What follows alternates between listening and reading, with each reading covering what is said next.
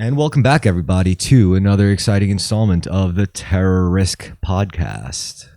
Hello. How are you, everybody? How are you, New York City? How are you, America? How are you, San Diego? How are you, Seattle? Actually, no, fuck you, Seattle. We don't like you. You're always getting the short end of the stick. We don't like Seattle because it's full of heroin addicts, like Burt Romaine or whatever that guy's name was from that kind band. of full of heroin addicts here, though. Yeah, I'm just kidding. I don't mind heroin addicts. Heroin addicts make some of the best art. Can't make good art without a little bit of heroin. That's old school heroin addicts. That's not nowadays. What, really? Yeah. Why? What's new school heroin addicts like? I've seen like gangster kids you saw that were like their pants kept falling off their asses in high school. Well, they weren't really into heroin. They were more into like pills, and they just happened to stop being able to get access to pills because they either A, couldn't afford it, B, couldn't get a script. As somebody who was addicted to both, they're both the same fucking thing. It's the same drug. It's the same exact thing. Which one's? It's like saying yeah, but they didn't really. Which one's more they cost didn't effective? really use marijuana. They just used the vape pens. Which one's more cost effective though? Heroin. Oh yeah, so that's why. See, that's why you go from pills to heroin. Yeah, and the pills get more expensive, harder to get. The price has to go up. Heroin just stays the same, pretty much, mostly. Yeah. So there's already a black market for it.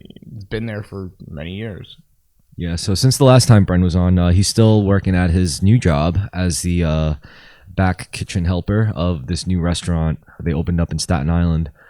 What kind of food do they serve? Italian, right? No, it's not. It's. I don't know. It's just anything.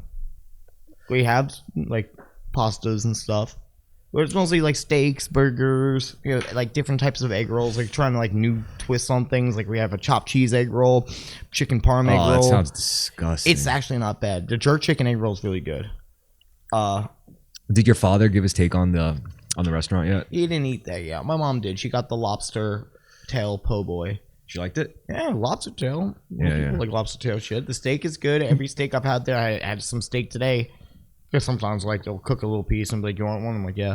Because I remember the last place you worked at, they were not really. They were a little tough on the criticism with that area, right? Or that restaurant, I should say. Yeah, but you know what? Like that kid was like, I don't know. Like it was like, I feel like they tried to be too fancy with the new like fancy brunch plate. This like, I don't know. I really don't know. I never had to own a restaurant. I wouldn't want to do that to myself. That seems fucking sadistic. Yeah. I think to be a chef and like own a restaurant, you need to like take everything else you care about like in life and just focus it on that one thing. That means like no love, no fucking relationships, no fucking sex, no fucking partying, no fucking playing video games, no hobbies, no music. You can't, if you're gonna dedicate yourself to owning a restaurant, you're at that place 12 hours a day at least every single day. You don't have a day off. You don't have time to think about, I need to go see my girlfriend. You don't have a girlfriend. Okay, and guess what? 80% chance, even if you do all that, you're still gonna fail. Mm-hmm. The business still fails. Yeah. Now, it's a fucking pipe dream. The only time I ever see restaurants work out is if you need a money guy. You need a guy with a lot of money, and this money guy, what he does is he doesn't really give a shit about just one restaurant. He'll open up 10 restaurants, and if 9 out of 10 fail and that one makes it, it's worth it to them, because that's how franchising actually works. Well, a lot of people do family stuff, and you might have never fucking works. That is a pipe dream. Like the only legacy restaurants that actually stick around like that are the ones that were established since like the 1900s, like early 1900s. But if you're trying to like start something new, you're gonna get rocked. You're gonna get rocked hard body. If anything, now it's starting to look like restaurants are being opened by chefs knowing that it's temporary. Like they're only open like they'll find a place in the city, they'll renovate it, they'll set it up, and it's like they're just doing it just to build the chef's portfolio. They're opening that restaurant knowing that they're not going to be able to keep it open for more than like 5 years, knowing that, well, I'm not doing this to keep this restaurant. I'm doing this to make like I ran this restaurant for 5 years. And then they're gonna flip it. They're gonna do the whole thing with keeping an exit strategy in their mind. They're gonna curate the right menu that'll get them noticed by the right people that they could sell it, and they could flex. They could flex later down the line. They'd be like, yeah, and then they'll move on to the next one. It's kind of like how Koreans are with delis, in the city. Like none of those Koreans really want to like fucking stay working at a deli forever. Their pipe dream was, I'm gonna open up a deli in Manhattan and I'm gonna sell it for millions of dollars. That seems like it would. For somebody to come into this country and just be able to start where are all these people getting the money from? What do you mean? It's their life savings. So they come here to America with their life savings to open up a fucking deli. Yeah. Why is that the plan? Dude, do you have any idea how much money delis generate? They are one of the most cash rich businesses. You're right. It pays for, you need them. Especially in New York, like dense like this. Like there's like, Midland Avenue.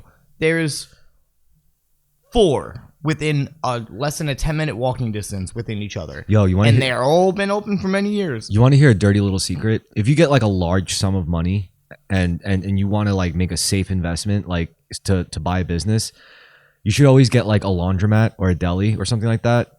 Because poor people are a great source. Actually, laundromat is the best in my opinion. Because like laundromats, you don't have to really restock. You just have to worry about maintenance, and it's not that expensive. It's what kind of supplies are you really going through? Fucking soap, like cleaning solutions. Okay, compared to like stuff that like perishable goods, like foods, drinks. And a laundromat, no, they're paying for soap.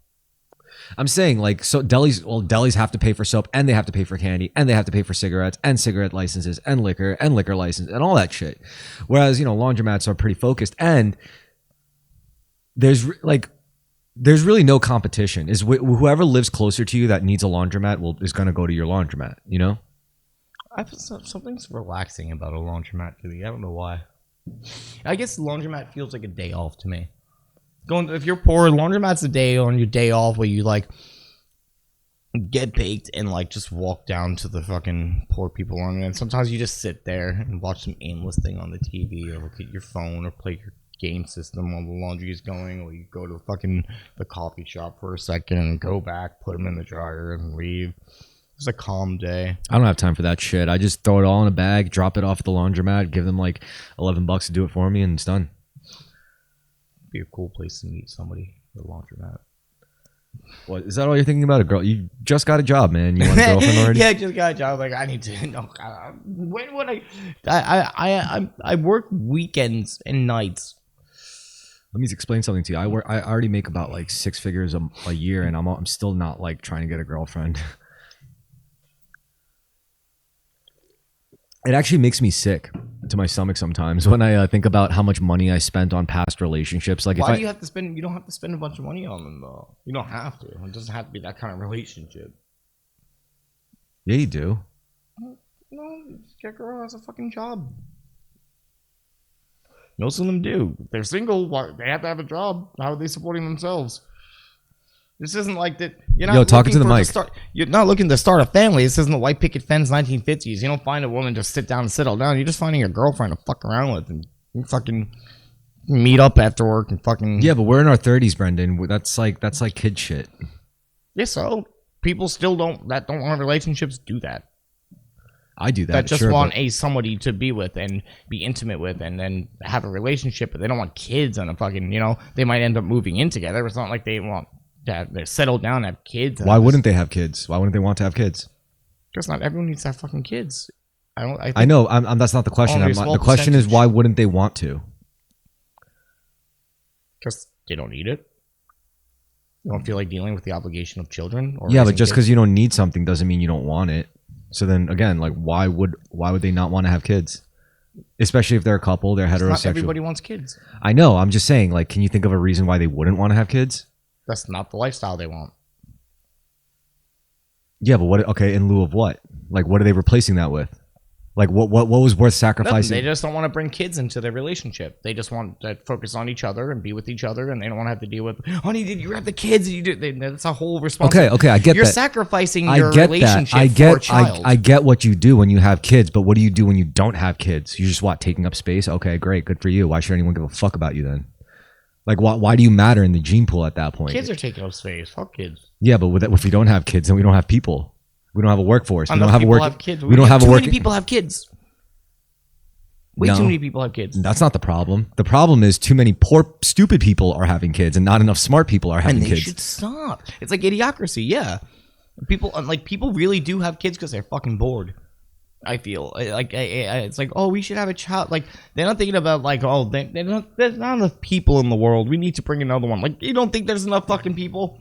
The point I was good. We don't need more. We don't need yours. The point I was trying to make is the type of people who should have kids. Like the question I just asked you. Yeah, like idiocracy. Like what would you do if you didn't have kids? And then the people who would just be like, I don't know. I just enjoy my life. Have nothing else to those do are the people that those are the people that shouldn't have kids. The people that should have kids are the ones who are actually doing things with their lives. Those are the people that should be having kids. But no, the people that do have kids are the people that really just say, oh, well, like I just want to chill and just be together with my family. It's like, great. You just literally, okay, take up space. Great. I'm not judging like that. I just don't think I wouldn't.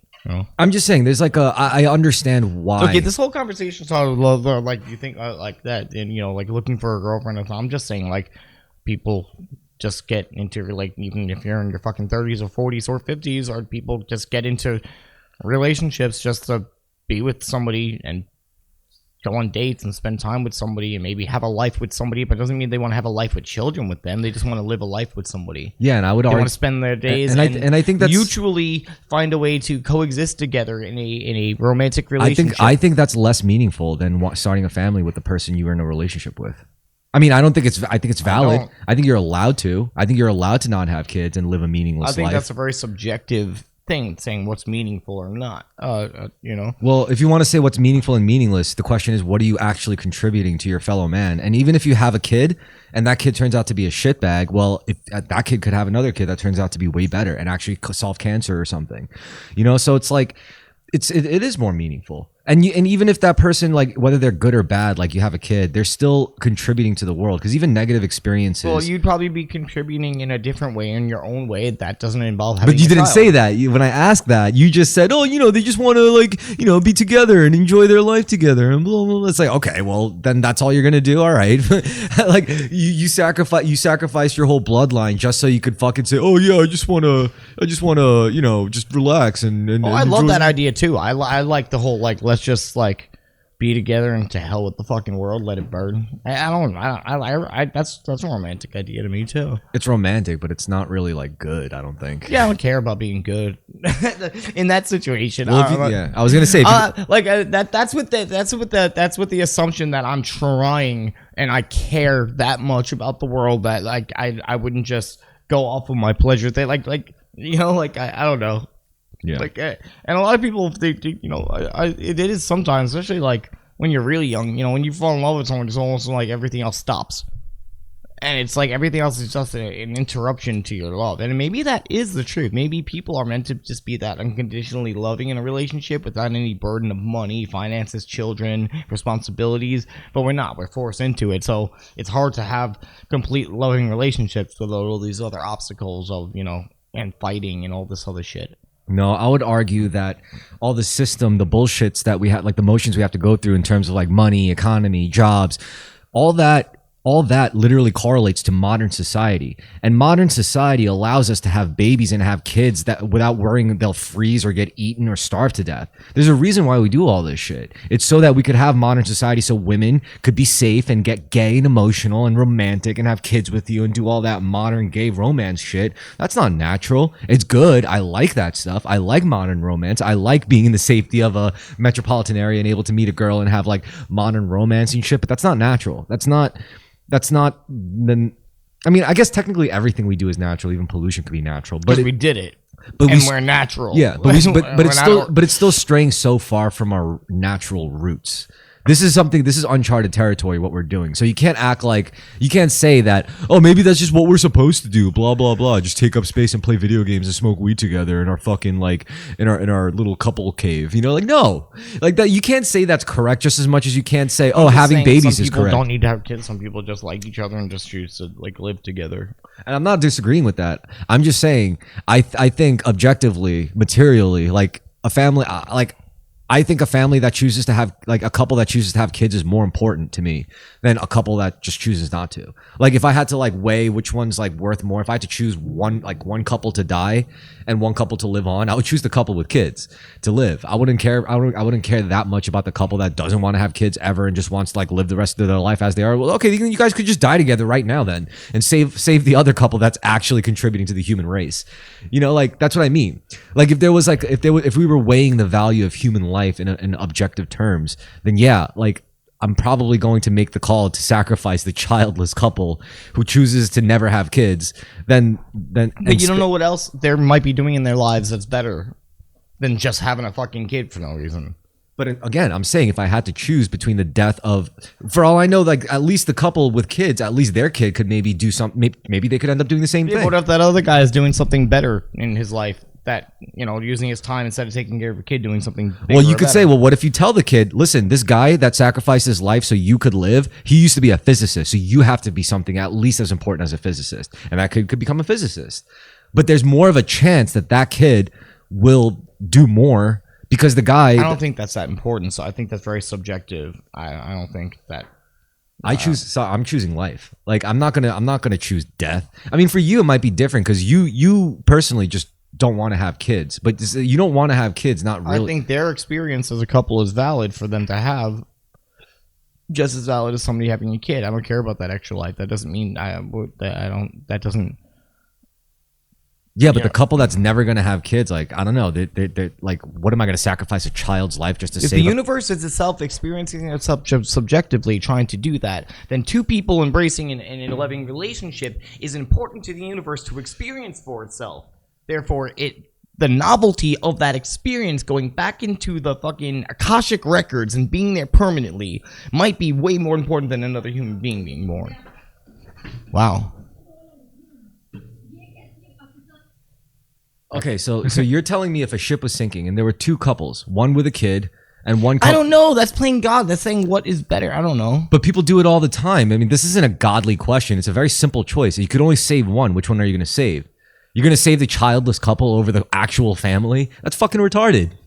Yeah, but for the sake of the child, I don't want the child to be sad. His parents are dead. All right, now we agree. Yeah, you agree because that would hurt somebody's feelings more because they have a kid. Because why? Because children's lives are inherently more valuable. Well, because they're more vulnerable, and now if you fucked up that kid, now the kid it's sad that his parents die for the rest of his life.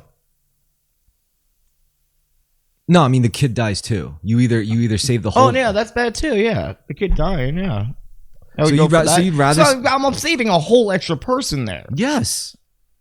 Whereas if you let the other couple die, you're literally just letting those two die. Whereas you let the family survive, you're potentially also saving not just that kid's life, but the other kids that they're probably going to have because they're not against having kids. The couple you're let dying resolves. I don't see it as much as that they're contributing more. I see it if they die now, it's doing more damage. That's fair. Not that it's like it was important for them to have a kid in the first place, but now that you have one, it's like now you're just hurting it being because you brought something into the world now, and now it has feelings, and now we're kind of responsible for another human being. Like as a community, as a world, we're responsible for now another and sentient being. Okay, but regardless of how you got there, it still doesn't matter. The call you made manifested. Basically, your value system values the family, the couple with the kid more than the couple who never choose to have kids. You choose to save them. Yeah. So yeah, that's basically what I'm saying. And there's a reason we feel that way is because we have. I think at that point, the other couple without the kid would be like, save them instead. We'll die together. That's what I'm saying. That would be the righteous thing to do. That's what I was fucking saying. I was saying, well, at least, all right, you guys never want to have kids and you guys want to be together. Well, now you guys can die together now. Okay, yeah, okay. I mean, they get to die together knowing they saved a kid. So it was kind of, it's romantic. They got romanticized. Yeah. Okay. So yeah, that's exactly the point I was trying to make. And you know, like, I think it's valid to make that choice to never have kids and just focus entirely on the one you love. But at the end of the day, like, you can't say like, oh yeah, like it's still more meaningful at the end of the day to preserve the family. Even for the couple that's sacrificing themselves, they're going to be like, it's the more meaningful choice. We know what the rest of our life together is going to be like because we're doing it now. If it ended today, it wouldn't really be that different. Whereas that family has a whole kid. Yeah. In that context, yeah. And then when we die together, we'll have all of eternity together in the great beyond, in 5D. 5D. The fifth dimension. So, all right, let's talk about 5D. Right now, we live in the 3D. We live in the material world, governed by linear time, governed by seemingly limited space based on matter. 5D. Well, before you get to 5D, you have to get to 4D. Now, how do you tap into 4D consciousness, or how do you live life through the perspective of a 4D entity? Because truly, our souls are of the fifth dimension. So it's in us. We have the capacity to live 4D. You basically use psychic magic, psychic energy magic. And what do I mean by this? You basically use mentalism to break the boundaries of your own three-dimensional limitations. So one of the ways I do this is I make contact with my past and future selves. So when I say this, I mean like with my past self. If to make contact with your past self, first you have to apologize to them for not fucking being there for them, and you also have to forgive them for all the mistakes they've ever made in their lives, in their life. Well, that's your life too. And then that's step one. So you have to make contact with your past self so that they're not holding you back. Next, you make contact with your future self, and your future self is in a much better position than you, right? Your future self, it will give you guidance because they lived all the shit that you haven't lived yet. So they're wiser than you. So they are the most intuitive guide you could ever ask for. You know, like your future self is always on your side because they are you, right? So how do you make contact with your future self? Well, you could do them favors. You could stop stealing happiness away from your future self. You could write them good letters, do thoughtful gestures. Like every time you get fucked up and spend a fucking shit ton of money, you're stealing happiness away from yourself. You know? Every time you work out, exercise, or abstain from doing something bad, you're doing your future self a favor. So when your past and future selves are on the same team and aligned and harmonized with shared intention, and the longer you do that, the stronger this bond gets. That's how you become a quantum being. That's how you become a non-linear entity. Because you're no longer just Brendan in the present moment. You're also Brendan who's in contact with past Brendan and also in contact with future Brendan. And that's step one. The next level of that is when you realize, oh, there isn't just one future Brendan. There's an infinite amount of future Brendans that I could just ask for guidance as much as I want. As long as I haven't collapsed that probability yet. I could ask future Brendan who played the lottery and won. Brendan, how's life for you? Oh, great. I could ask future Brendan who's in prison because of a really bad decision. Bren, how do I avoid your situation? He'll tell you. All these future Brendans are on your side. They're on your team. If you ask them for guidance, they will help you. And that's 4D. This is how you tap into 4D consciousness. 5D consciousness is when you realize, that's when your soul comes into the dynamic and you realize everyone's just the same soul living out different lifetimes in different bodies. So you don't just have to make psychic contact with future Brendan. You could also make contact with anybody's soul. You know, because in an infinite multiverse where like there's infinite possibilities and, you know, infinite realities that reflect each decision ever made by anyone, you could talk to them, you know, consciously. Like you could make psychic connections with them, have intuitive discussions basically. See, there's a part in the big book where they talk about being rocketed into the fourth dimension. Kill that. I smoked too much because I was rambling and then I ended up smoking too much of it. Whatever, but it's part of and there's a solution. It says we have found much of heaven. We have been rocketed into a fourth dimension of existence which we had not even dreamed. And that's in There's a Solution, page 25. Let me see how they say about this. Yeah, make sure you talk to the mic. Am I not? No. Sometimes you drift away. Yeah. So yeah, they had all the books for free on the app. Rocketing into the fourth dimension. Yeah, so I think that's 4D magic, and then 5D magic is just being grateful. You know, like approaching every situation with gratitude. Like it's basically spirituality. That's what 5D is. 4D is, I think, more mentalism. I'm trying to find where it goes on about this and how they get to the whatever fourth dimension. 25. 25, page 25. Well, they do it through mind, right? Well, it's through a God, it's like through prayer and meditation, but a lot of this is, it's just like, a lot of this is like mixing psychology with spirituality in a way. You know what's funny?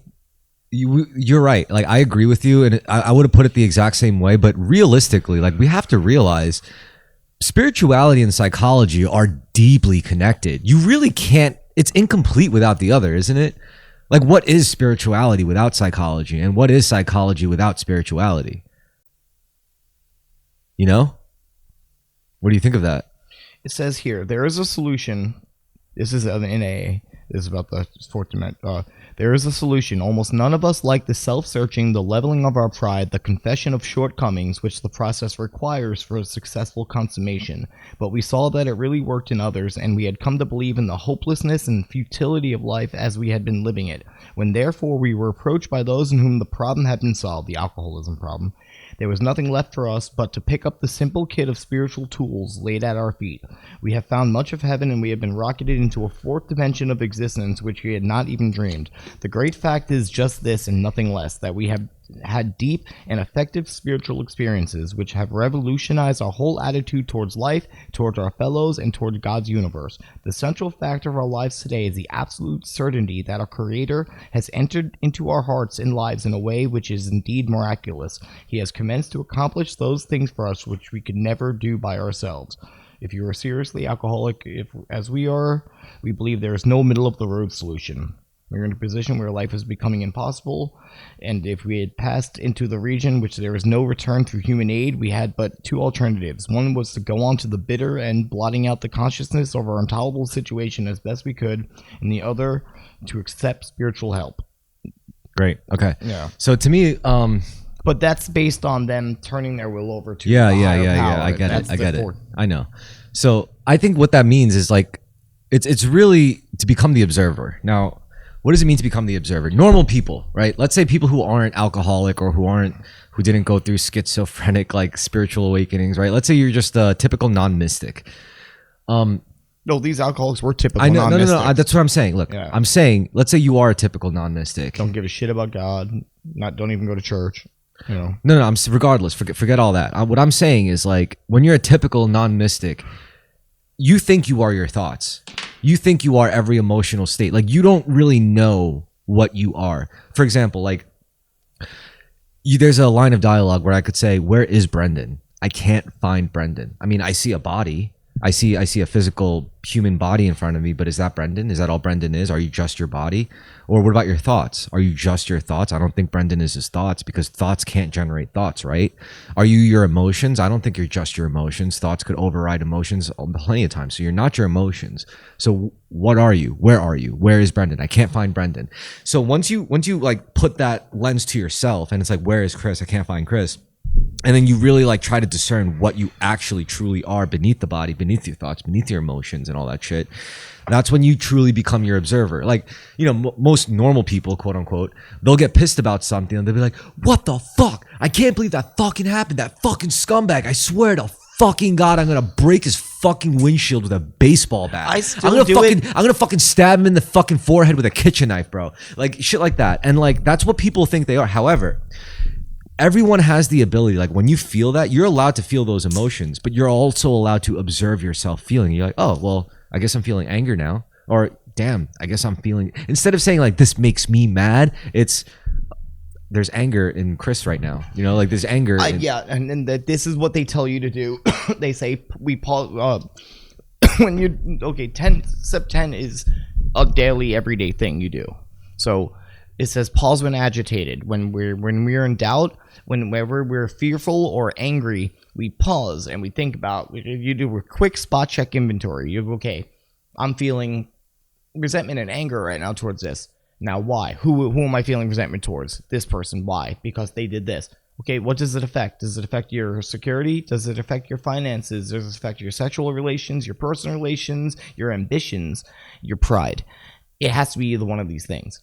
There's nothing else in the universe that you could be defensive on. It's affecting you in some way where somewhere deep down you feel like it's going to hurt you in your life. So you're getting angry at it. You're fearful. Anger is fear. That's all it is. and then you have to go, but okay, do I owe an apology? And then if not, you have to think about it. If somebody is really doing something wrong to you, the sick man's prayer is a suggestion where, you know, that they used to be like, well, God, save me from being angry. This is a sick person. Please allow me to be helpful. Wait. Before we get to God, I just want to say, I want to distinguish. This is where we're crossing into what I believe is the 5D. So the 4D is when you become the observer. Is when you break away from your thought. Look, let me finish. Let me finish. It's when you break away from your thoughts. It's when you break away from just identifying as your emotions, as your physical material conditions, like being poor, being rich, being cheated on, having an ugly wife, like whatever, or a wife that doesn't blow you, you know, like shit like that. Like if you could detach from that and realize, it's like, that doesn't have to be me. Yes. There's a part of me that could be angry, or there's a part of me that could have shitty thoughts, but that's not who I am. There's a part of me that could just crave alcohol, but that's not who I am. I am not these things. I am something else. So that's 4D. 4D is acknowledging you are the something else. Now, when you start asking, what is that something else? Like, what is my deepest, highest essence? Like, what is that? Like, when I could just elevate from my thoughts, from my shitty feelings, from my shitty physical habits, my cravings, and replace them with positive habits. What is that ultimately? What's like able to make all those changes like down the lateral? Well, I think most. Well, I'm saying this is when you cross into the 5D, because when you start that inquiry, well, what is that? That's when, oh, that's my soul. That's the divine spark. That's the godly thing. Oh, and then that leads to a slippery slope down. Holy shit, God, it's fucking real. Oh my fucking God. You know, because you got to do it. You got to feel what it's like. But you block yourself off from that part of you. The connection to God, you can disable the connection. So by working the steps, that spiritual practice is a way of keeping your connection, which we would call conscious. Because after that, the 10th step, which is a spot check inventory, you do every day, and then at the end of the day, you think about: was I selfish, dishonest, or afraid at any time? Did I hurt anybody? Do I owe an amends? You know, what could I have done better? And then the 11th step is seeking through prayer and meditation to improve our conscious contact with God. Yeah. So because when you pray or meditate, you detach from Brendan's trauma. You detach from the abuse that Brendan went through. You detach from all the shitty, fucked up things that Brendan never did. I mean, they're still you, because, you know, your soul is still in Brendan. Your soul is still has to like be integrated. You step with the out of the fucking car for a second. Yeah. You're still about to walk back into that car with like shit and McDonald's. But you have to remember. You have to remember that you're not the car. You're standing outside the car having a cigarette. Like, okay, I see that looks bad but from out here, I can fix that. Yeah, exactly. You know, like, exactly. I could. Like, I have to get back in the car, but I can also remember I'm not the fucking car. That's like a near-death experience. So, like, people like die and they see their body and they're like, "Oh, that's gonna hurt when I go back in that motherfucker." Well, that's why you. Well, yeah, you're right. No. Well, I'm like watching these things where people were just like, I knew, like, it looked like they were writhing in pain, but they weren't there, and that makes me think, because, like, I've heard, like, my mom will talk about like things like how when they saw my cousin, like how it looked like he was in pain and struggling, and like I've heard other stories like that, so like overdose and things like that. And like I remember I don't remember it, but when I went into a seizure and passed out from the low blood sugar, it looked to everyone that I was like seizing and trying to reach out and grab people and grab things and try to, like, struggling to stay alive, but I wasn't in there. And I wasn't having an experience where I was looking at it. It was like nothing, not even darkness, no resistance. It's like a gap, a blackout. And so I wasn't there to feel that pain. So I'm like, maybe that's a lot of when you see people like dying like that and it looks like they're dying pain. It's like, maybe the soul left and the body's on autopilot right now. It's doing its thing. That's not what, honestly, like muscle memory. What I'm thinking about is interesting. Like, because what you just said, like the NDE, you have an NDE.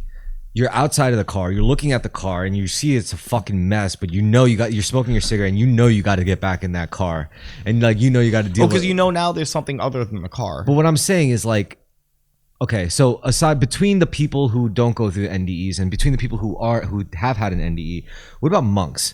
Are those guys like maybe like halfway in the car, or are they like ghost riding the whip or something? Like, are they like they're like putting the car, like they're putting the car in neutral and while like running outside next to the car? No, I've heard things in other gurus and people say that monks are actually like, or are they the best drivers in the world, like race car drivers? No, I've heard even gurus say that monks and spiritual people, some of them are even less spiritually inept than other people, and that they identify so much with being a monk that they're stuck in. Oh, you mean adept? Yeah, they're stuck in. I'm like a less monk. I'm adept, I'm a monk. That's then they're too caught up in that I'm a monk deal that they're not actually progressing spiritually at all. They're just sitting there. Actually, it's a waste of life. They're pretty much just sitting there. How would you define progressing? Like, what do you think a person would have to do to progress spiritually? I don't know, but I feel okay. My program is very based on interaction with other human beings, helping others, doing things.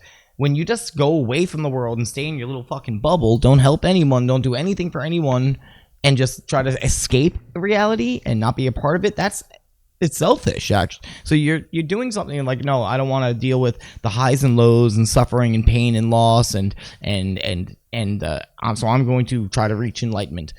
You're not really thinking about anyone else but yourself. How do you? So again, which repeats the question: how would you progress spiritually as a person? In my program, that's all. No, I'm not talking about program. I don't know because I'm working in a program, so I have to think this is how I progress. Forget the program for a second, because remember, like the stuff that the program steals from is much bigger than the program. The stuff that like AA, the 12 steps, draws from is very real, but the stuff they're drawing from is infinitely bigger than AA could ever hope to be. This is a way bigger. Spiritual progress would be continuing to live and do things and act, but give up the fruits of your labor. Everything is about. Every type of religion is about renunciation. They never say stop working, stop doing everything. They say stop trying to dominate the results of what you're doing. You're living for God. So you are not saying, okay, I'm going to work today. I'm not saying I'm going to work today because I want this and this to happen. I'm going to work today and God does the rest. I am the worker. I'm the actor. God is the director. So you're connecting to your higher self, to God's self, to God being, and living in alignment more and more, closer to alignment where your ego isn't interfering with the divine nature of things and fucking everything up. Okay, so I have a little. And then you would notice by the fruits of spiritual progress should be less fear, more contentment, less neediness. Okay, so here's my take. Less attachment to the material world, more easiness, able to navigate life more freely and loosely. Great. So so let me tell you how I think a person would progress spiritually. I would say that people are looking at it the wrong way. Most people. Like the truth is, when you're born as a baby, as a child, or when you're a child, you are already spiritually perfect. Children are the supreme spiritual beings. Like that is how you're supposed to exist in the spirit realm. Now what happens is we are not souls in the spirit realm. We are souls incarnated in human bodies in a very brutal and a very violent and a very harsh material world of mud and wind and fire, you know? Yeah, it's a dangerous. So what I'm saying, place. so here's what spiritual progress actually means. What spiritual progress is being able to tap back into the childlike spiritual perfection while still being able to navigate the harsh the material world, which is it's almost, you might think it's impossible. Do you think about like reality is pretty fucking metal? I know, I'm saying like spiritual progress is really being a child again, but after eating all the shit that the material world had to throw at you. And then you could either make a choice as an adult. You could either sink further into, I got to conquer this material world that's fucking me over. I got to do this. But if you could figure out how to like know what you know as an adult, eat all the shit that you've eaten, go through all the trauma that life had to throw at you, and still somehow in mind, heart, and soul, or mind, body, and soul, still able to revert back. Do you mean like what Jesus said, lest you be like little children, you may not enter the kingdom of heaven? It's not even just Jesus. Isn't that also like, that's what enlightenment is? Enlightenment is literally going back to a childlike state. Or even Nietzsche. Yeah, but Jesus, the quote from the Bible is, lest you become like little children, you cannot enter the kingdom of heaven. And then Jesus refers to children many fucking times. He's like, what should we be like? How do we know who's enlightened? It's like children. He's like, look at them. So they're just like, woo. That's how you should be. Exactly. And think about it. And Jesus fucking loved children. That sounds weird. No, if you're in a state, priests love children too. If you're in a spiritually ascended state, then you're going to be childlike. You're going to look at, because the world is different. Whenever I've the come world to is that, different. Like, it's no ego longer death after the mushrooms, I felt like a little child, but with the knowledge I still have it, I'm just like, like everything's like, wow, I've been taking life too seriously. Yeah, because you realize seriousness. you realize everything that people are taking seriously is actually bullshit. Once you realize the greater truth, you shouldn't need drugs to know this. That's real. That's the real enlightenment. Is you shouldn't need shrooms. Real maturity is knowing that people that act so mature and serious are the most immature, actually. Yeah, because they're playing because they're taking this game too seriously. They put on a really good armor to survive this. Now, but they're better. I'm not good at acting but you're not playing tough in this world, so I overreact. But what you're not considering, it's more complicated than that, though. There are people who are in reality, like deep down, they are enlightened, but they're just so good at playing the game that they could just switch that on whenever they want.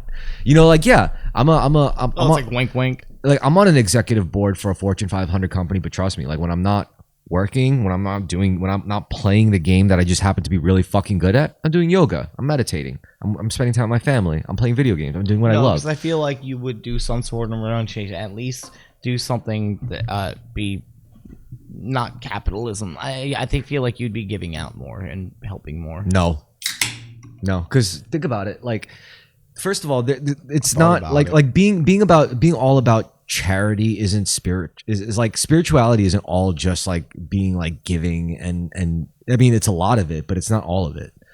Like you can't, because remember, it's not spiritual to completely sacrifice your own well-being just to serve others. That's anti-spiritual. That's anti-life. That's, you know, the original greatest sin is sin against yourself, is to harm yourself, is to hate yourself. Yes, it is. It's always helpful to you to help others. No, the gravest sin is work. You're acting like it's something that's bad for you. What? That's just a normal thing to help others. No. I'm saying you could help others to your own detriment. You're saying you can't? No, that's different. That's codependency. That's different. No, but you're still doing the act of helping others, but at your own detriment. That's not. Sometimes at your own detriment, yes. Yeah. Yeah, that is. Yes, there is that. They do say in the book that it may mean many loss. That, you know, doing this work may mean many loss of night's sleep. No, you're right. No, actually, what you said before. What you said before that was correct. Like, it's codependency. It is a form of codependency where you don't truly want to help people from the goodness within yourself. You're helping people out of fear of like not being valued or appreciated. It is codependency. No, you're doing it because you're giving back what was freely given to you. No. I'm saying what you said before that. Like what you were saying, like when I said, I was like, when you help people to your own detriment all the time. That's codependent. That's codependent. That's not really helping people. That's actually just you're doing the motion of helping them, but with the intention of really like helping yourself. Yeah. Or it's like, well, you are actually in my program. You are helping others to help yourself, because the first case of that happening was when the first co-founder found the other one and called. You know, he was an alcoholic and he was one that's been sober for 3 months. And he called him. He's like, "Listen, I need to talk to another alcoholic about how I got sober." And he's like, "I'm not doing this for me. This is actually keeping me sober. I'm about to relapse. If I don't have another alcoholic to talk to or try to help." And then they've discovered that if instead of relapsing, if we go out and try to help other alcoholics, it'll stop us from thinking about drinking, and then we won't relapse again. Yo, here's an interesting thought. That's the premise of the 12 fucking steps. Yo, here's an interesting thought. So maybe that is codependency. Here's an interesting thought. Because you're constantly looking for other people that are more fucked I know than what you. you're saying, dude. But I'm saying, isn't it interesting that you could, like, two people could do the same act, the same helpful act, but with completely different intentions, it becomes a completely different thing. Like, one person could like be a billionaire, right? And donate $1 million for a cause he doesn't really care about, but just wants to do it because it'll look good for him on his taxes, and it'll like on his tax report, and it'll look really good just, you know, socially. It's like, yeah, I donated X amount of money and blah blah blah, but it's not really admirable. However, you could have a guy with significantly less money, like, you know, only a millionaire, but he gives $1 million to a cause that he truly cares about. You know, truly, because he was homeless at one time in his life, maybe, or maybe he did have a mother that got domestically abused or something. So it's like they're both doing the same exact thing, donating $1 million to this charity, but the intention is vastly different, which makes it a vastly different act both ways. This is also another parable from Jesus where the Pharisee, the super religious rich Jewish yes, man. that woman's shitty little gift to me is worth more than your fucking lavish gold because she did it. The intention put out, and hers was, thank you God for the bread I got fucking today. And this guy's like, oh, these people are gonna fucking look at me and think I'm some hot shit. He wasn't even like, oh, thank you God. He wasn't humble, And the humbleness is really where, and it's hard. Humbleness is hard. Ego, for me, is fucking big and strong. It'll fucking I will just be like, you know what? Fuck it. My way or else. Dude, everything is easy. Every spiritual practice is easy. I think your greatest tool, I think when it comes to winning spiritual battles, when it comes to progressing spiritually, when it comes to like making the right decision every single time or doing the right thing every single time, you only need one thing. Do you know what it is? Remember? What? Remembering? It's gratitude. I think no matter what situation you're faced with, if you're faced with a really difficult time or a really hard choice or whatever, if you do anything from gratitude, if you start from a place of gratitude, but when the darkness around you seems too strong, it's hard to get the gratitude. But I never said it was easy. But I'm saying it'll work. You have to practice that. But it will work every single fucking time. If you're good at it. That's like it's like practicing a punch. It's like practicing a punch. I can't believe you just said that because you're absolutely right. Gratitude is a fucking skill. It's like practicing a kick. Yes, it'll work every time if you've done it a billion fucking times. Yeah. Or how about this? If you've only done it for a week, it won't work every time. It might work. It's like practicing gratitude. If you remember to do it the right way that time. Practicing gratitude when someone gives you like $100,000 is easy. That's wax and wax off. Listen. That's like practicing gratitude on a person who gave you $100,000 is easy because that's like practicing a roundhouse kick on a kid with Down syndrome. And that's whereas practicing gratitude when life is going very, very terribly for you is like practicing your kick against like an MMA fighter or something. And that's what the steps are too. It's a practice. So like you're not, no one's amazing at it, but as I guess after a while, people doing it, you remember to pause when you're agitated. You remember to pray or do something when you're facing an indecision, and like instead of basing, because the way I think about it is I have this program that I could fall back on, right? So I have two programs. I could fall back on default settings. If I can go back to my factory settings, which is factory setting Brendan. Somebody did this, and all of a sudden Brendan, factory setting Brendan, goes, what the fuck? Like that's factory setting. Or I could pause and go, wait, what's that other program I got? Click. 12 steps. Okay, run it through that. And then work through that.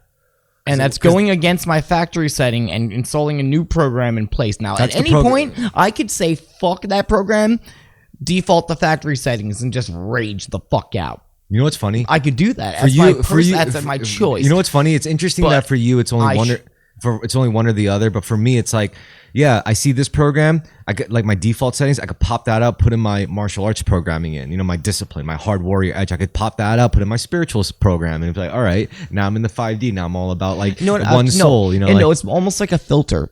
It's a filter. 12 steps are a filter. So you're running your program through this before making any decision or acting on something. So before I run based on anything, I have to run it through a certain clearance. I have to pass a clearance check. Yeah. I have to pass a clearance check on everything. Am I being honest right now? No, it didn't pass the clearance. Can't do it. You don't think someday you're going to be able to do this without thinking about it? Maybe if I practice it. I'm not good at it.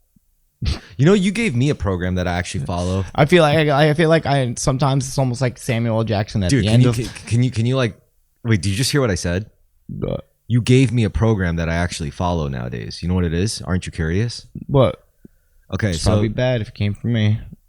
You told me something a while ago. You were like, every morning, like the first thing you should do is to thank God. So it's like every morning I wake up, it's like before I even look at my phone, like as soon as I open my eyes or before I even put on my glasses, 'cause, like when I'm not wearing contacts, I wear glasses. The first thing I do, my vision's still blurry. It's like, thank you, God. And then I look at my phone real quick. But yo, I can't believe like all you had to do was say to me once. And then like I thought about that idea and I was like, God damn, he's right. Like when I'm like waking up, then the first thing in the morning is I like go to drink like leftover White Claw or smoke a cigarette or smoke a joint or look at my fucking phone or even take a piss or whatever. No, the first thing I should do is to thank God. Like as soon as I open and I started doing that, dude, it's been changing my life. Well, I do it the third step prayer, which is like you wake up and you kind of turn your will over at first. You're like, okay, God, guide me, direct my thoughts. No, I just thank God because I'm grateful. I'm thankful I get to because like I like my life. So when I get to wake up every day in my life, I'm like, thank you, God.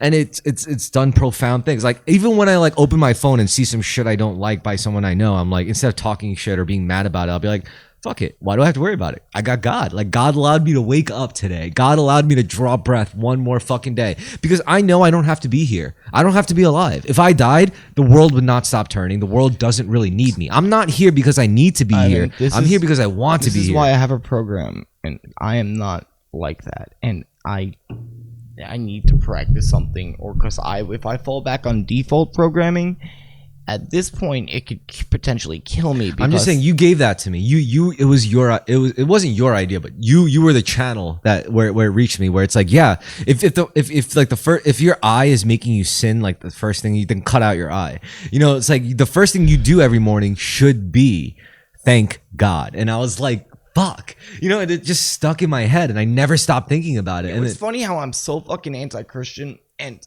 That's not Christian. I don't think that's Christian. You don't have to be Christian to believe in God. No. But the quote you just said, that is Christian. That's what I'm saying. I am, and you maybe too are.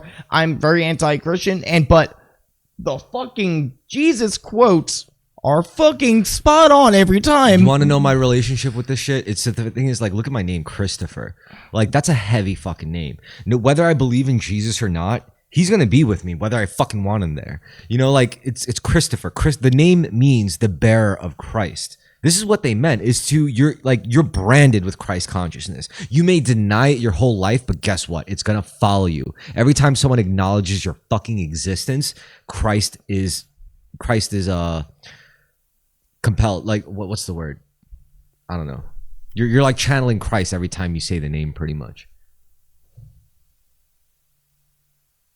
Jesus people freak me out.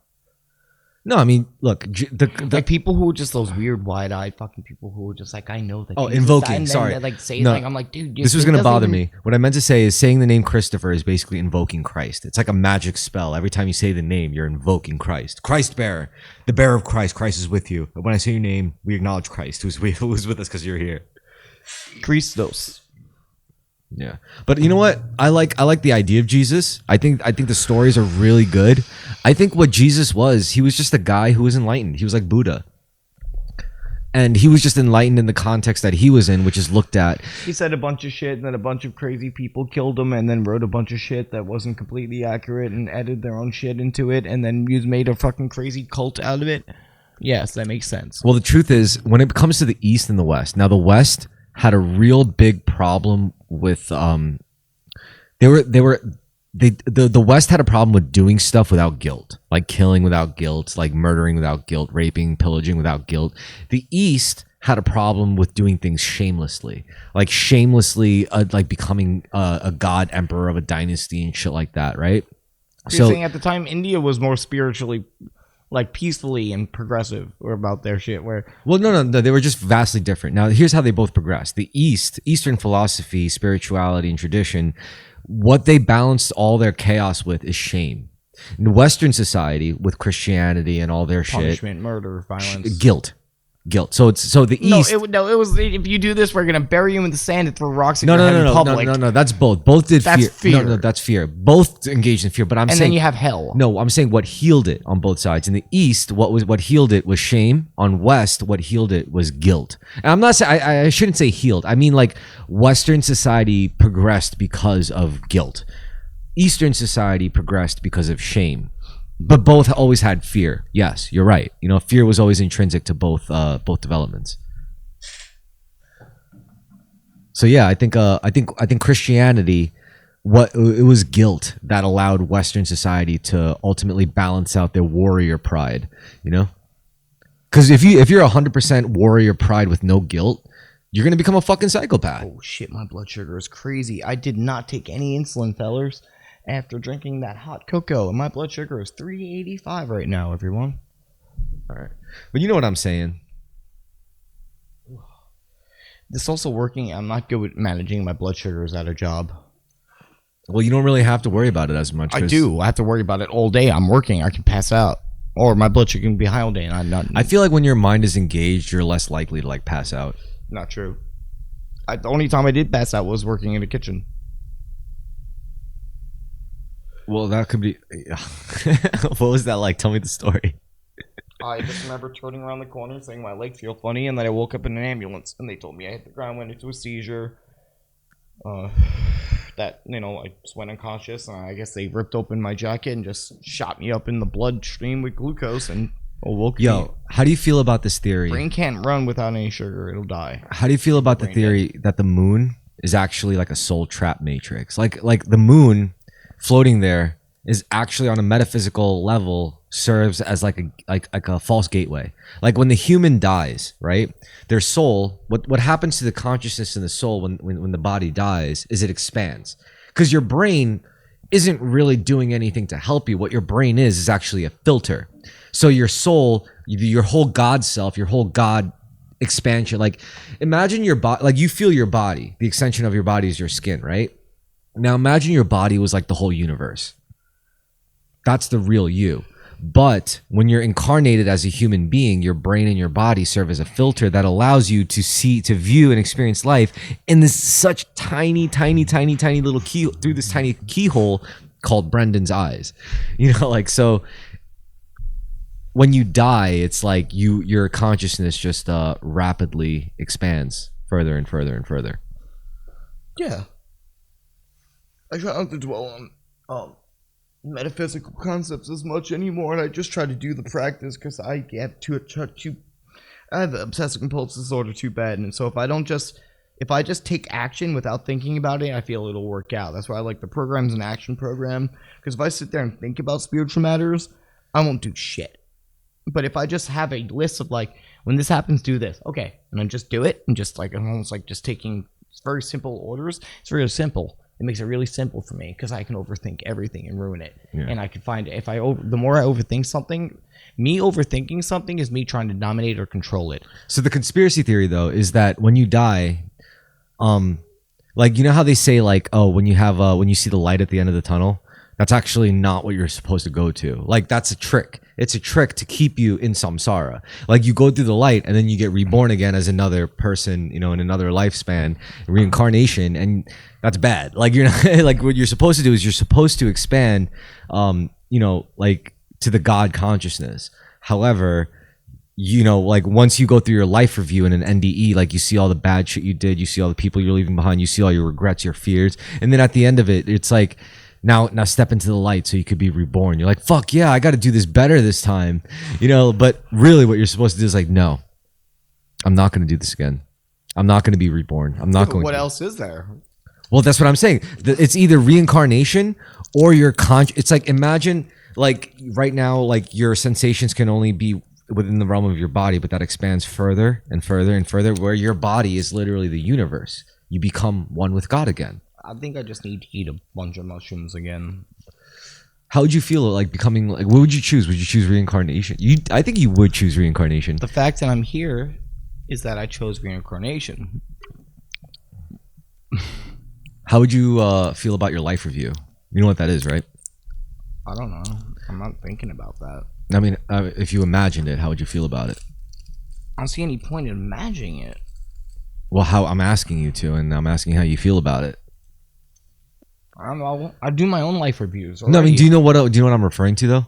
Yes, I know all these things you're speaking of. I watch the same fucking videos probably as you do most of the time. What? And have been for like the past 15 No. What am I talking about? The fucking life review. Yeah, do you know what it is? Yeah, it's a life review. Like, what do you like? Tell me, what you think it means? see how your things affected everyone, maybe feel what they felt when you did everything. Like, when do you see it? Like, when you die, right? I don't know if that even happens. I don't believe in all this shit anymore. I'm at a point where I fucking can watch and read as many spiritual books, but it doesn't fucking do anything for my life. I think about, well, what are the medical? I wonder what happens when this...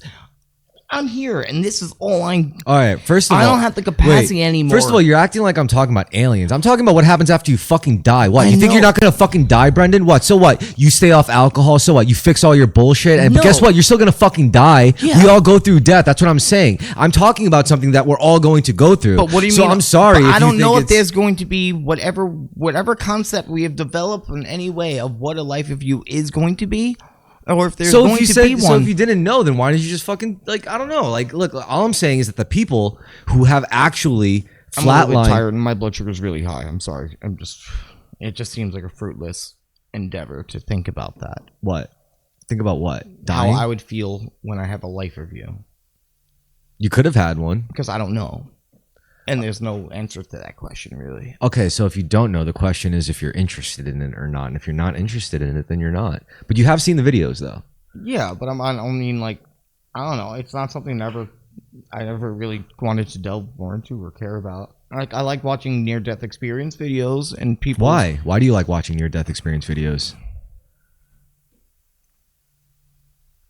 I guess it's also just why anyone ever watches anything about any, I feel like there's some where people say they went to heaven, they saw Jesus, and I'm sure a lot of people like those too because they want to really, really believe in that's what happens. Okay, so I'll give you two things. One, I like watching. Also, I too like watching NDE videos. The reason why trying to just be hopeful. The reason why I like watching them is because the reason why I like watching them. Well, maybe the reason why I like watching them is because all of the stories. Well, they range. They could be very, very, very different. However, they all have some similar pattern. It's like they're not the same, but they rhyme, you know? So everyone's got their own like NDE story. It's like, yeah, when I died, like I came out of my body, I saw the people in the room, I saw my family members in the room, and then my brother came from like this huge beam of light and he explained everything to me and I saw everything I ever did in my life and blah, blah, blah, blah, blah, blah, blah. Everyone's got their own shit, but there are certain similar aspects of it. Now, I'm not saying this is explicitly real. I don't know if this is an actual phenomenon that's metaphysically real. It could be psychosomatic. You know, it could be entirely all psychological. It could be just a product of like death drive chemicals and that's all they remember or that's what their brain chooses to remember. But it's kind of eerie, you know, and like the way the similarities manifest, where it's not like they all saw Jesus, but they all saw a similar pattern of everything I felt in my body, like my bum knee, my fucking gut problems, my fucking migraines, that was all gone. Wherever I was at that time. And it's not just near-death experience. Sometimes people take enough psychedelics and get to a very similar place. I have to say that whenever when I did go unconscious and come to, it wasn't like, imagine just like randomly you're working and then randomly you wake up in an ambulance with a needle in you. You think a normal reaction would be like, what the fuck? No, it's just like, I just opened my eyes and it was just like the most still calmness ever.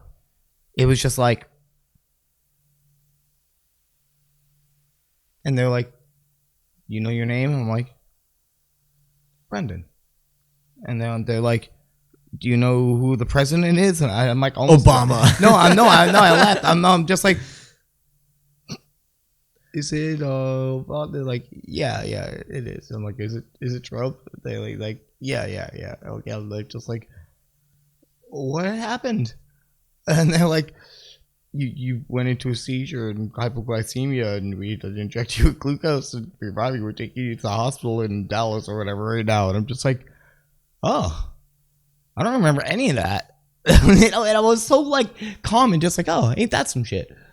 I did have a near-death experience, but I know when I came back, it wasn't like a what the fuck and confused. Like, even though it's weird, and I'm thinking about it now. There's a difference between not knowing what the fuck is going on and confusion. You're right. Because confusion is a negative experience of like, oh my God, I don't know what's happening.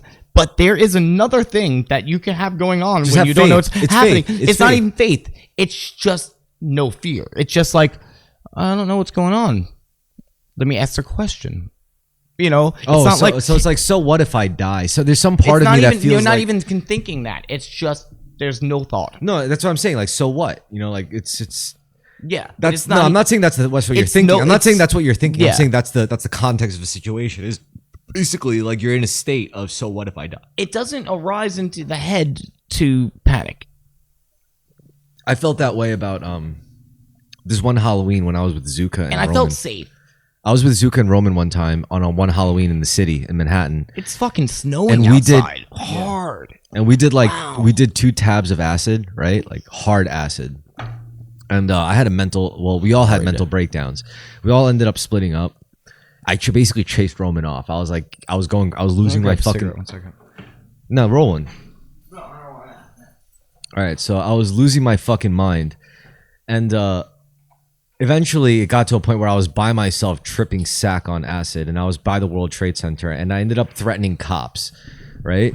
Because at this point, I was convinced that the world was a simulation, and that like aliens were gonna liquefy me because I finally figured it out. So I was like going crazy, and I was like going up to cops, and I was threatening them. And when one reached for his gun, I got on my knees and I started like yelling. I was like, "Please don't kill me!" Oh yeah, you told me this. Yeah. And basically, long story short, what I'm saying is basically at that point, like when they zip tied my hands and feet and put me in the back of the SUV to wait for the paramedics to come, I really thought I was gonna die. Like I thought that the aliens were going to come and like they would be like, all right, we got to delete you now from this because you figured it out and you can't live anymore. And the most surprising thing when I think back on that moment is how calm I was. I was perfectly calm. I was like, when you calm, how are you calm when you're on your knees begging? No. That's not calm. No. This is what happened. Like I was on my knees, and then like as soon as I did that, the cops started laughing. He was like, and then it was like because they knew I was fucked up right away. Like as soon as I did that, they were like, and I told them I was like, I took 2 tabs of acid. I figured it out, and they're like, oh yeah, and I was like, yeah, you guys aren't real. None of this is real. Like I understand now. And then they were like, you took LSD, and I was like, yeah, and I was like, and they were like, do you know where you are? I was like, yes, and I told them, because that's what it's like when you're tripping on acid. You're like, you know, but you're just different. So it's like they're like, yeah, it's like it really doesn't like I've been completely like in a spirit realm you're just halfway, and I'm still like, oh, hello, sir. Yeah, and like you could, because you're out there, but you can also play the game real quick. Yeah. You could pop in and be like, oh, hello. Yeah. Pretend to be a human again, and just to other and it's people, not a weird thing. You're not trying hard. It's just you're just a psycho to other people. Like that's what it seems like to them. Like you're here, but you're also not here. But so they zip tied my hands and feet. And they put me in, and I was like, yeah, okay. So they were like, yeah, we're gonna call the paramedics. I was like, okay. And then they zip tied my hands and feet, and I was like, all right, I guess this is happening. And then they put me in the back of the SUV, and then I was just like really calm. I was like, well, I guess this is it. I guess this is how I'm gonna die. Like I figured it out. The aliens are. I thought it was insectoids or reptilians, and then I was like, they're gonna come and liquefy me. And then like one came and shined his flashlight in, and I was like, excuse me. And then he opens the door. He's like, what's up? He was like, I was like, before I die, I would like to meet the president, and I want to see my girlfriend one last time. And they just laughed, and they closed the door. And then like the paramedics came, and like this was scary because like once I was like, because one of the paramedics had this like really light, like bright, almost angelic aura, and the other one was really dark. Like I was sitting in the back with the dark one. He was like this bald Asian guy with glasses. He was like sinister looking, and his eyes, I swear to God, I saw that. I knew it's like if my physical eyeballs were seeing like just regular eyes, but it's like my mind was overlaying an image of like redness or like blacked out eyes. I was like, okay, this is weird. But yeah, I went to the hospital, and before they even took my information, I just walked out. But so that's how I avoided like a bill or any record of that. But like, point being, like that was that moment where it's like you think this is how I know like what I would be like when I lose my mind. At least I know I would be calm. It's like when I thought I was gonna fucking die, like truly die, because I uncovered something about like the fundamental nature of reality that I really wasn't supposed to know. I was okay with it. I was like, well, none of this is real anyway. So then what am I flipping out about? Okay, I'm ready to go. If this is what it means, then it is what it is. So yeah, I feel you on that. It's like maybe that's not everybody though. Maybe it is a type of person that would be calm and a different type of person that wouldn't.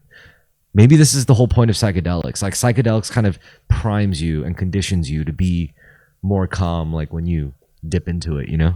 Yeah, like they actually do this for terminally ill people with the psilocybin now. When people like have cancer and they're about to die soon, they give them psilocybin and they're not, and they say like, okay, 99% of the time they're like, oh, well, I was worried about this little thing. Like this is just another, you know, like, and they're really over it. And these are people who never touch anything like this ever, like old terminally ill people. You take psilocybin and then you're like, I'll be back. Yeah, I'll be back. They're not worried about it. Yeah, because they know, like that's when you go through the mushroom network, because the mushroom network is Bill crazy. Hicks did it before he died. I'm saying the mushroom network of Earth is. I think mushrooms might be aliens. Yeah, they are actually. They flash freeze in space. Mushrooms, spores can survive in space. So if once our planet dies, which eventually it will, our sun will explode, and it will continue to float away in space until it flies into the orbit of another star system, land on another planet, plant its roots in it, and then it will act as a catalyst for evolution for them, and then eventually they will evolve. And they hop from planet to planet, helping humans, helping other species evolve spiritually by existing. And then going to another planet, and then colonizing, and they just keep there. And then like spores would hop on those spaceships. Yeah, spores would hop on those spaceships, go to another planet, and do the same thing all over. They're space traveling beings, and that's how they live. And it's like the easiest way to survive on the planet is as a fungus. Yeah, and it's also they're also a catalyst for all plant life. You know what's also crazy about the effect of psilocybin on conscious beings on a planet? It's that like as a human, you don't even have to take psilocybin for the psychic and spiritual effects to affect other people. Like let's say you never took mushrooms in your life, but just being in contact with someone else who has can fundamentally change you. You know, because doing mushrooms changes you. It changes the way you approach things and people. So therefore, like even that, it could still affect another person who's never done mushrooms a day in their life because you talk to them and you have. Because the connection is more than just ingestion; it's also psychic. No, because I remember Alex used to see me on mushrooms. And he used to be like, "This is why I'm never taking that shit." And then when he finally took it, he's like, "Oh, I get it." No, first of all, I never said it affects other people positively, explicitly. It could affect them negative. It could affect other people negatively. Like you take mushrooms. I'm saying the effects of mushrooms doesn't just extend to the people who just take the mushrooms. And I'm saying you could say that about any substance, but the thing about mushrooms is we just established that the effect of mushrooms is a lot more profound because it's a willful manifestation of a living being's will for us to feel that when we eat it. Mushrooms are so profound, man. They break the boundaries of physical, mental reality completely. It's hard. You can't even explain what it does. Beyond, people oh, you see that it has nothing to do with visuals. There is another dimension of being involved in this experience that goes beyond what I can. It could be demonic. It could be. It's not demonic. No. It's not. It's a knowing. It's a very. It's a place that's smarter than you. It's a lot of the times, it's a place that's very familiar. What about DMT? DMT could be demonic, like the machine elf shit. I don't think in terms of things are demonic. They can be very. First of all, very strange. You can't deny the existence of evil, darkness, or negativity, negative polarity, because where positivity, light, beauty, and goodness you can get exist. both spectrums on things, but that's why shrooms are magical to me because there is no duality after the trip. So you can't when somebody would just ask you during it, are you having a good trip or a bad trip? Whether you were being fucking tormented by fucking hungry ghosts, I'm just on a ride, or you were in heaven, you'd just be like, I am. And you would be beyond the pleasure and pain spectrum at this point. There's no such thing. There's no want or this. You're beyond. You're so humbled in ego death. Once there's an ego death, there is no polarity. Polarity exists in the third dimension. It does not exist beyond that. Yeah, there's no polarity. Polarity is still a fundamental part of our third dimension existence. Yes, fear and hate, love and pain and pleasure. That's third.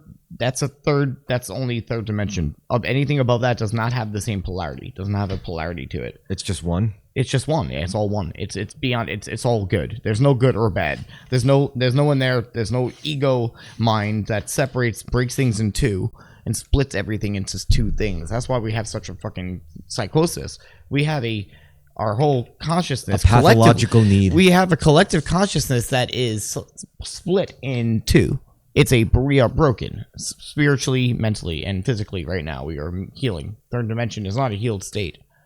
It is very fractured. Breaking out of the 3D. That's going to be a good time.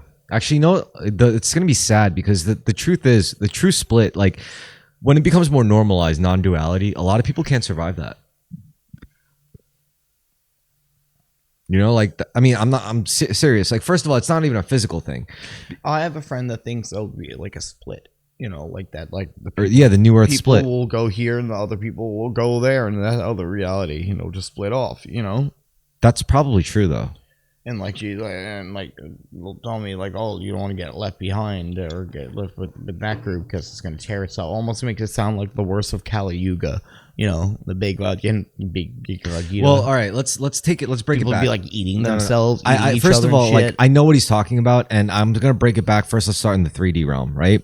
When you break into the 4D realm, you understand that every decision you ever make creates a whole new reality, right? The question is which of your consciousness is gonna actually experience by like which one it's tuned to, like a frequency.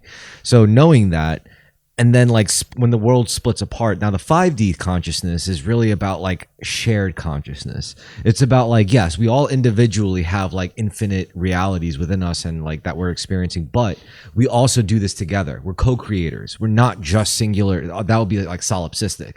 Like I'm saying, like, no, we all have this ability, which is why there's so much chaos. You know, if only it would make more sense if I was the only real thing in reality and everything was just a product of like infinite probabilities of like what I choose to do with my intention. That would be the easy route. That would be easy to assume, but I don't want that. That could also be kind of psychopathic. Exactly. What I truly believe is that the reason why everything's so fucking psychotic, but also the chaotic, and the reason why we can't just instantly manifest things at our fingertips is because this is a shared consciousness reality. Meaning, yes, we all have the ability to split off into infinite probabilities. Well, it's a multiplayer RPG game. Yeah. So like but you know what? I'm something that's going to impact every other fucking player like that if it goes against the rules. Yes, but I'm grateful for this, right? Because it makes it more interesting for me. I don't want to be just the only real soul in existence, and then I'm just like black magic is like hacking. It is it's hacking reality. Okay, so back to like this 5D and the split. Now the split is when even in MMOs, like that's a good analogy. In an MMO, everyone could pretty much play however they want, right? However, you do see trends. You see like say like half the player base leaning more towards helping each other and help with quests, and you see the other half like more about ganking and more about like, you know, like raiding and killing and all that shit. It's basically like that. That's what the split is going to be about. And now imagine like the real split. It's like, all right, where the developers say we're just going to make two separate servers. We're going to make a PvP server and a PvE server. All the players that want to do PvE, you guys play in PvE server. All the people that want to play in PvP, you guys do the PvP. I think that's what the split is really going to be. It's going to be the same world. It's going to be the same thing, except... But I also feel like, you know, it's not reality and everything, negative or bad. It's not about progress or not. It's more like just an experience to be had. What do you want to do? So, yeah. Like, what do you want to do? How do you want to play this game? Yeah. You know, like, do you want to play as an explorer? Do you want to play as a warrior? Do you want to play as Do you want to do some crazy hardcore shit? Do you want to do this? You know? And this also goes back to the biblical shit because it says, well, the Bible, I don't know if the Bible says it, but this is just the philosophical truth. If you want people to fight, God will give you people to fight. If you want people to love, God will give you people to love. And many times it's the same person. Isn't that interesting? Yeah. I like that quote. Yeah. I do. I like that. I'm going to think that very often. Because it's true. Like I think about it all the time too, because it's true. If every time I look for if I want a person to fight, God always gives me a person to fight. Well, you know, that's actually another thing that correlates with the program you know, they say, when agitated, when somebody hurt us, whenever we do that, and then we resolutely turn to somebody who we might be of service to and help. So instead of like, this person hurt me, I'm going to get back at them, we instead look around and try to see who we can help instead. Yeah. And like, it might be that person, or it might be just a totally other thing, but we direct our attention always towards helpfulness instead of, whatever else we were going to do that was self-seeking or selfish or rude or dishonest. I mean, think or about afraid, it. Like when you're truly okay with angry. yourself and someone fucks with you, like you're not gonna be that. You're not gonna take it that personally. You're like, first of all, I'm a child of God. Okay, so are you, but I guess you just don't see it in us. Yeah, it's like a Jedi trying to seek revenge. Yeah. No, Jedis go. I have to go help someone right now. It's like, dude, we're all one with the Force, all right? Like, come on, get with the Jedi, keep up, get with the program. Really, here. the program of the AA and the 12-step programs are like, trying to be like Jedi. Like a Jedi does turn his will over to the Force. But even Jedi don't have to. It's not just Jedi who turn their will over to the Force. Like non-Jedi also can turn their will to the Force. I don't. I've never looked that up. What is the assorted religions and spiritualities? Remember of Star Wars universe. Remember in Rogue One, Donnie Yen's character. Oh my god, dude, it's gonna be like a couple feet of snow. I have to walk through that field to go to work tomorrow. Dude, remember? No, I'll just walk around. Remember Rogue One? The best fucking movie ever. Yeah. Donnie Yen. He's like, I went with the Force. Wait, I'm with the Force is with me. I'm with the Force. He's like the best character in the fucking. Yeah, but that's like he's like the best character. He was one of the best characters in the whole. No, franchise. my mom loves him. My mom loves that movie just because of him, man. She loves the movie too, but like, she just loves that dude and stuff. I mean, because like he's right. Like his philosophy is good. Like it's spiritual as hell. Like he's literally like I can't see, but I can just give myself to faith in the Force, which is a very real force. Whether I can manipulate it like Jedi or not, the truth is it exists. And if I could trust it, learn to read it and feel it, it's basically chi. Like same thing with sword fighting. Like when I'm fighting someone, and like we get to this moment where like we're just out of like striking range. So whoever makes the next movement, that's it. It's like the fight's gonna end after that swing, after like the response and like the counter and whatever happens, but it's gonna end after that. So the question is who's gonna trigger it. So it's like, or the question is like, what's that person gonna do and how am I gonna like react or respond? Now when you're fighting, it's like you can't just react. You can't just like wait. You can't just wait till they start attacking you for you to like do your shit. So I don't know how to describe it. It sounds crazy, but it's like, let's say we're in that freeze pose, that moment where it's like in a samurai movie where it's like they're both like frozen in the stance, and it's like you hear the dong dong dong dong dong dong, you know, and it just builds up to that whole like crescendo of a strike. When you're in it, it's like I was gonna be in my head all the time before I do anything. Yeah, I'm just gonna look at the mop at work. And just calmly. You know what that sound is? That's a bamboo. I think like water fountain mill where it's like it fills up to a certain point and then it falls and hits a rock. Dunk. And I think this is part of like this other like mechanism like for a water mill. Really? Yeah. But and it do they just have a stock file of that sound to put in like different things? Yeah, because it's an iconic sound that just you like hear. That like sound, and like it's from like the 50s, and they just keep using the same like yeah. Just go, my leg. Yeah. I love it. Like, you always hear that one. All right, so in the sword fight though, like how would you explain this? Like when I'm in a sword fight, it's like before they even really do it, it's like you could feel it coming. You know, like let's say we're both like, about to like fight and we're both stuck in a pose and like the next move, it's like before I even move, you could sense something coming. Maybe it's the way I tilt my head. Maybe it's like you see my eye shifting down, or maybe it's like you see my shoulders shifting. Maybe it's just a burst of pheromones that the adrenaline's the first thing to go before any movement right there.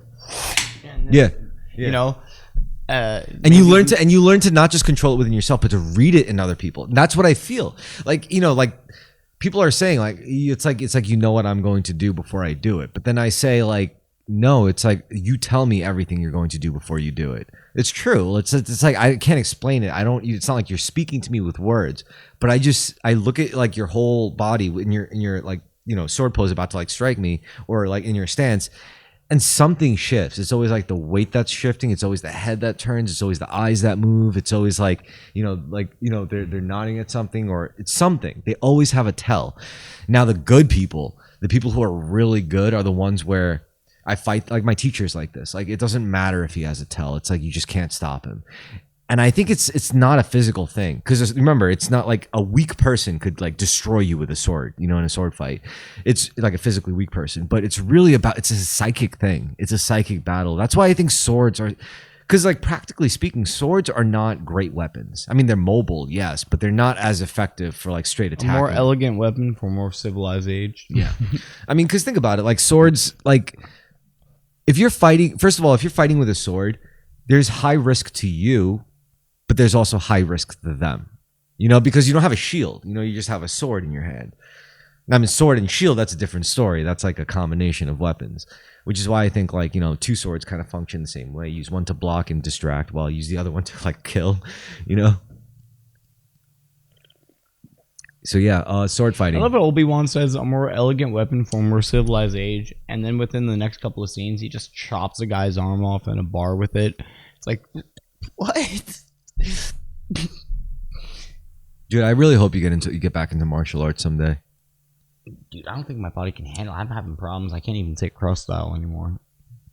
I think that's all mental. No, I have a bad pain. I don't know. I need to get. I went to the urgent care, and I have to go to my doctor about it. No, what you're thinking about, I have to double check. No, you're thinking about the wrong thing. You're thinking, can I withstand the training? What you should really be thinking is, I'm pretty sure you have the energy. I don't want to. I go to work too much. I do physical things way too much. I'm not doing any other physical thing. Oh, really? I'm just all day on my fucking feet. Lifting things, moving things. But if you exercise, then you could lift more things, and you could walk more things, and you could do more things. I'm fine. I don't think people with labor jobs should fucking go to the gym. I think they should just go to work. That's retarded. Instead, maybe just work more hours. How are you going to function in the army then? I'm not. I'm diabetic. No, not you. I'm just saying like, that you can't. That's the wrong philosophy. Just like, tell them you're diabetic so you don't have to join the fucking army. Fuck that shit. I'm not fucking. If I'm going out, I'm doing it out on my terms. Fuck that. You know what I really miss? I miss bike messaging as a job. I do. I miss it because I was like, I listed. But then again, I find a reason to be upset with that too. Stop being such a bitch, bro. Like, stop fucking. No, I'm trying not to be a bitch. I'm being honest with myself about what I would bitch about and then not doing so. And trying not to do so. I'm really trying very hard. But I'm happy I can just walk across. I can wake up, walk across the field to work. All I have to do is, hey, Bren, hey, it's Brendan. Brendan's great. You know what the thing about bitch? Gonna get all the job done, and I just walk in and do what I want, and nobody bothers me, and I just get the job done. And there's one home, great job today, dude. That's it, and it's so fucking simple. All I have to do is this. Yeah, I'd love to work with you. Actually, that'll be fun. But yeah, here's the one good thing about bitching. It's really easy to be funny while bitching. I think that's like the one value of like complaining. It's like, because when you complain about something, it's really easy to make it into a funny thing and to connect with people like about that. What is that day called in France? Something day. I don't know, because like it's the day where they just took everyone out of the fucking mansions and just beheaded them in the streets. That's funny. And like, so that would have never happened if people didn't bitch a little bit. Then you wouldn't have democracy. That's gay though. That's like glorifying the death of other humans, and that's they fucking ripped the rich out of their fucking houses, killed them in the streets, and said fuck this fucking monarchy bullshit, and now they have democracy. All right, that's great. No, I agree. That probably was a good case scenario. But what I'm saying is, if you want to be funny, it's really hard to be funny because like here's my thing. Like my thing is like I don't allow myself to complain. Really, like I try really, really, really hard to never complain to anyone, But then I realized it's really hard to be funny if you never complain, because like 70% of humor is literally bitching. It's literally just like picking out something you don't like, and then framing it in a way where people just get surprised in how you introduce it into something, and then they laugh. Like that's what being funny really is. It's the name of this fucking day. I'm sorry. This is gonna drive me crazy. Yeah, I gotta find out what the day is of this holiday. What do you think about that though? Like being funny and complaining, like they're intrinsically linked, no? Hold on a second, I didn't hear that. I need to just holiday. Do you think being funny and complaining are intrinsically linked? You know what? It's taking things Because I know, okay, today I was at work, and okay, this is a great instance. This is what comedy is to me. Something that frustrates me, putting it in a way to make me laugh That's about what it I'm instead of saying, getting yeah. angry about it. Because Yeah. today at work, somebody was like, okay, I kept getting things thrown at me, and I kept getting overwhelmed with things, and I had to another thing I had to go do, and they kept throwing different dishes at me it was really frustrating, right? And I'm like, they kept throwing in and then the one dude did it in a funny way, Yeah. and it was even more work and shit thrown at me in a really annoying way. But I'm like. Then I started laughing. Yeah. And now I'm not even bothered by it. And it just completely flipped the complete emotion Yes. of like, fucking goddamn it to, yo, are you serious? You know, and it was just funny now. And that's what humor is. It's an exaggerated kind of things that piss you off, but it's putting it in like, isn't it funny how we get pissed off? It's laughing about how egotistical and how serious we get. That's what comedy is, the most important thing. I think laughing is way more important than like a lot of the other spiritual. That's the one thing that spirituality misses. That's the missing piece that they forget in all the religions is humor. I think laughing and finding humor in everything is the most important thing. And I think it shows that Buddha, first thing he did when becoming enlightened, laughed. Yeah. The natural emotion is because life is a joke. That's why I like Monty Python. But like life should be considered a joke, and that's why I like to be in that mood. When I'm in that mood where everything's just silly, I can be sincere, but I'm not taking anything seriously. That's the best spiritual state I feel I can be in. In that state, I'm more free. I'm more useful to others in that state. I can help others by kicking others out of their seriousness, but I cannot do that when I'm down with their vibe. I have to be at that vibe where I can kick somebody out of their own shit. And people need to be able to do that for each other, and especially at a workplace. That's tiring. People need to lift each other up in life. You know what? Maybe I'm just crazy because my ideal situation is where I'm hopping between the extremes, where it's like we're in extreme seriousness, and then I crack a joke, and then like when we're in the funny moment, and then out of nowhere it's like, all right, let's get the fuck back to diffusing this bomb. You know, like that's my shit. Like I like when we're super serious, and then boom, like snap back into like funny, but then it's like, all right, let's get the fuck serious again. You know, because I think it's just more stimulating for me. You know, and it's more like it's less boring. Like I don't really give a fuck about like just trying to tolerate the day. No, I want to make things more interesting. And it is more interesting to me when I take something super seriously, like when I'm in the dojo and I'm trying to teach and I'm like really going hard on someone who really wants to learn something. And then out of nowhere, it's like I crack a funny joke and then they're just like, you know, like, and that's my favorite thing. Cause like I do serious shit sometimes, you know, like swinging like 2-foot razor blades around each other's necks. Like that's serious, but that's the best time for me to crack a joke. You know, not when we're frustrated. It's like, yeah, when we're frustrated, but high levels of frustrated. And it's like, wouldn't it be so funny if I just dropped this shit right? And then it's just like, shut up. You know, that's my favorite. Well, I like when I'm loosey-goosey and funny and silly. And when I go about my day and wake up in the city, it kills my anxiety. And when I don't have my anxiety, it helps a fucking lot. See, I don't mind the anxiety. And the way I exercise that freedom of not minding anxiety is during my most anxious moments, I'll crack a joke. You know, just to prove that I could do that. But then at the same time, I don't like being too loosey-goosey 24/7 because when I'm loosey-goosey, I don't get anything done.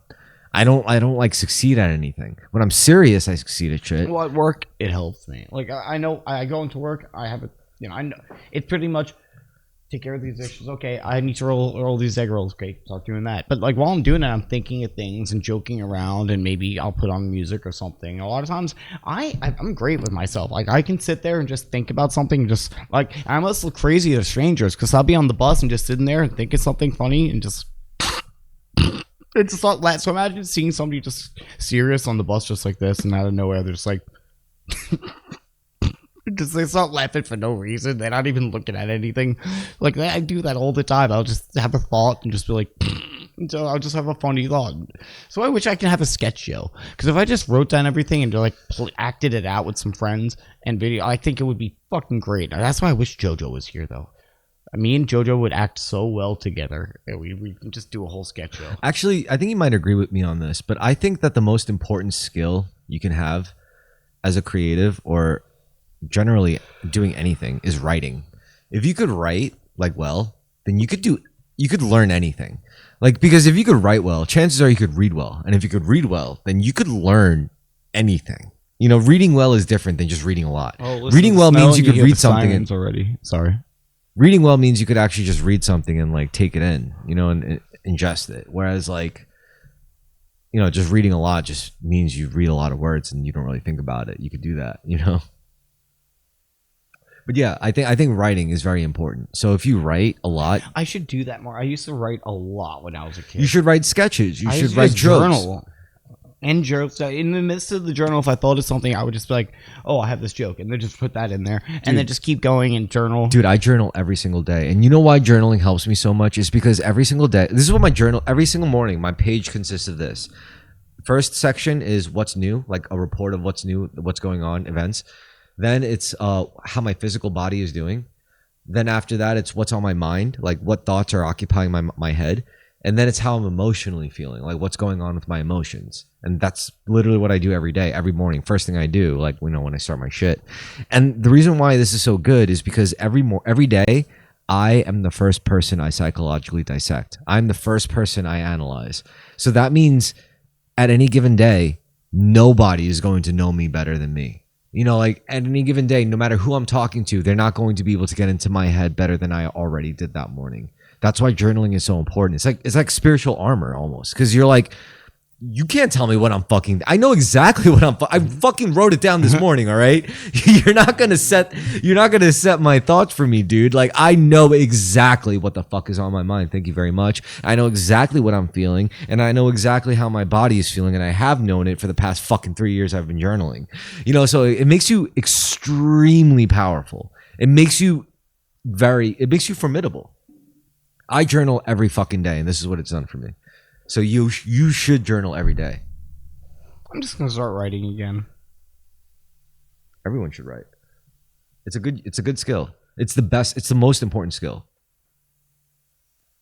Remember, at first, God gave us the word, and through the word, you know what? I think that's really what it is. Like God gave humanity the ability to use words, and we just misused it. You know, I was stupid. When I was a kid, I thought like I heard that I'm like, God made the word. I mean, like he wrote the book first. Think about what book first. Think about what words really are. Words are incredibly powerful. Words are how you get into people's heads in an instant. Words are magic. You know, like we take it for granted, but it's true. Even letters. Just think of a letter. Think of how like one little symbol can hold so much information, like a W. It holds a sound. It holds a numerical value. It holds a pattern. It holds multiple patterns. It holds geometry.